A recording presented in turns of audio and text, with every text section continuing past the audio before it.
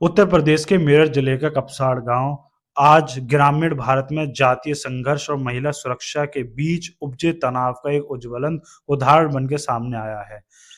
जनवरी 2026 को एक दलित परिवार के साथ एक दुखद घटना होती है जो कि न केवल प्रशासन पर सवाल खड़ा करती है बल्कि एससी एसटी एक्ट को भी दोबारा से चर्चा में ला खड़ा कर देती है। पुलिस रिपोर्ट की माने तो यह घटना 8 जनवरी 2026 को सुबह 8 बजे की बताई गई है, जब 50 वर्षीय महिला जिनका नाम सुनीता जाटव है, वह अपनी 20 वर्षीय बेटी के साथ अपनी खेतों की तरफ जा रही थी।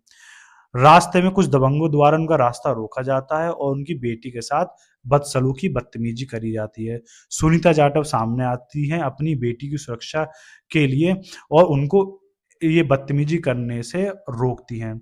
लेकिन उन दबंगों में से जो मेन एक्यूज था जिसका नाम पारस सोम था, जो कि 23 वर्षीय युवक है, वो इस दौरान फरसे से सुनीता जाटव पे हमला कर देता है और सुनीता जाटव वहीं घायल हो जाती है और नीचे बेहोशी से गिर जाती है। फिर वह उनकी बेटी को जबरन अपने साथ उठाकर ले जाता है और सुनीता जाटव को वहीं घायल अवस्था में छोड़ दिया जाता है।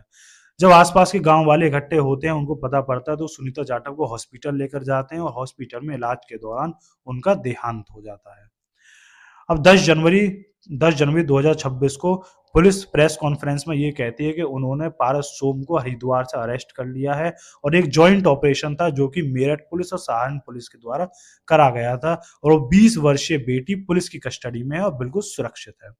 एफआईआर दर्ज हो चुकी है। पुलिस ने बीएनएस के मर्डर और एब्डक्शन के चार्जेस लगाए हैं और वहीं SC ST prevention of atrocity act के भी चार्जेस लगाए गए हैं। ये घटना गांव में होती है और गांव में एक चिंगारी जगती है और जब पॉलिटिकल पार्टीज राजनीतिक पार्टियों का ध्यान इस पर जाता है तो चिंगारी आग में परिवर्तित हो जाती है।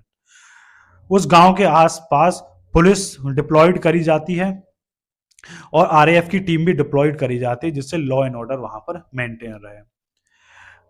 हमारी गवर्नमेंट आश्वासन देते हुए 20 लाख रुपए की आर्थिक मदद की घोषणा करती है जिसमें कि 10 लाख रुपए पीड़ित परिवार को दे दिए गए हैं।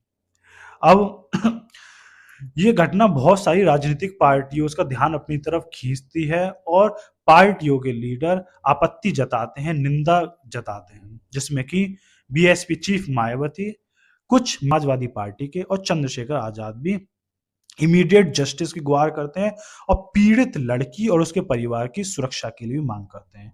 धन्यवाद।